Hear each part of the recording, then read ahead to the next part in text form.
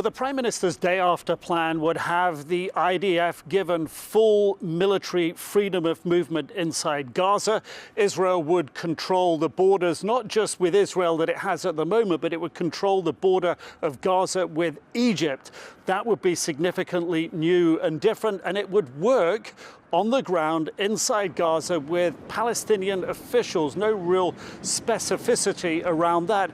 And Israel, in this Prime Minister's note, is saying that it would reject any unilateral recognition of an independent Palestinian state. And it also talks about having a security buffer inside of Gaza to protect Israel. Now, there are things in there that really undermine the idea of a two-state solution, of a path towards a Palestinian state, something that would bring in Arab partners that this plan talks about being required to help finance and help support this new day-after plan for Gaza. And this is something that has really caught the intention and critical attention too of not only the United States but the European Union.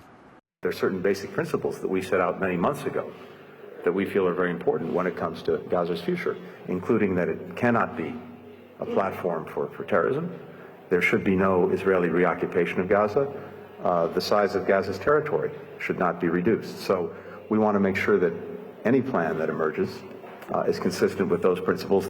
Yesterday at the G20 meeting in Rio, everybody sitting around the table, everybody, US, UK, European Union member states, Arab world, African people, Latin American people, everybody was insisting on the only possible peaceful solution that could provide Israel to live in peace and security is the two-state solution. I didn't hear a single voice against it.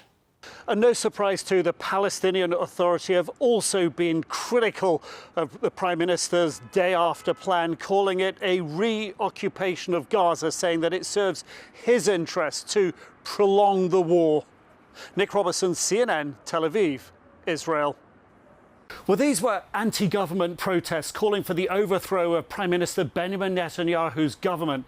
Organisers say there were tens of thousands of supporters out on the streets, but we have seen some of the toughest police measures used in these protests so far. They've been occurring almost every Saturday for a number of months now and growing in scale each time. The protests focused around the main security administration centre in the centre of Tel Aviv, and the police saying that the protesters were blocking some of the thoroughfares in the centre of Tel Aviv, and that's why they brought in water cannon and horses to clear the protesters off the road. At the same time, Prime Minister Netanyahu indicating that he'll discuss the progress made in the Paris talks to get the hostages released. His head of intelligence was there, along with the head of the CIA, Egyptian intelligence, Qatari officials there as well. The Prime Minister not really saying much about the content of those discussions in Paris. Zaki Hanagbi, the head of national security here, indicating that there might be some progress to be made. Prime Minister Netanyahu also saying that he'll meet at the beginning of the week with his full cabinet to discuss the military operations that could happen in Rafah, saying that there will be a civilian evacuation if those operations go ahead. The pressure that he is trying to put on Hamas here, very clear. The Prime Minister saying that the way to negotiate with Hamas to get the hostages released is not only to put this negotiating pressure on them, but to put military pressure on them as well. And that clearly is where he's sort of directing Israel's stance on this at the moment. Nick Robertson, CNN, Tel Aviv, Israel. These are the final moments of Mohammed Khadur's life. Picnicking with his cousin, driving through the bumpy hills of the occupied West Bank. Then, cries.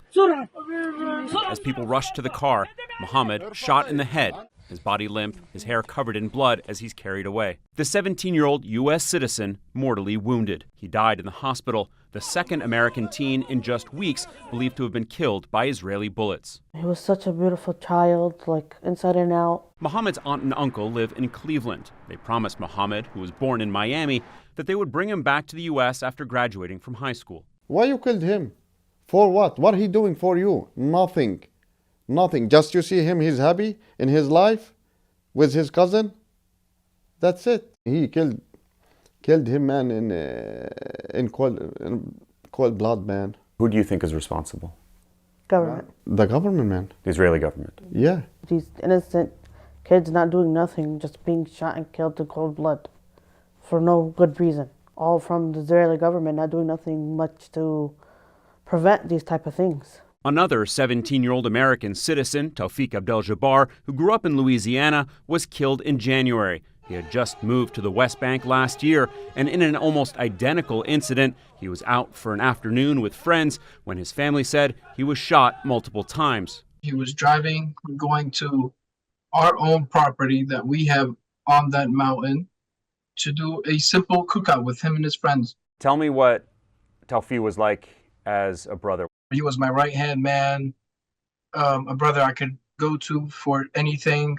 He was very kind, unselfish, outgoing, and the amount of friends I seen that he made in this small period of time was outrageous. The families of both boys say that Israeli gunmen were responsible. It's not clear exactly who. A U.S. official told CNN their deaths are being investigated. In Taufik's case, the IDF told CNN they're looking into the possible involvement of an Israeli soldier. During almost 5 months of war in Gaza, violence by Israelis against Palestinians in the West Bank has soared. More than 400 Palestinians have been killed. About a quarter of them were under 18. The Biden administration has since imposed unprecedented sanctions against Israeli settler extremists. We insist that people be treated fairly, that they be treated with due process, and that they be treated humanely. Last week, I asked Secretary of State Antony Blinken about the string of American deaths and detentions at the hands of Israelis. When it comes to the investigations into the teenagers' deaths,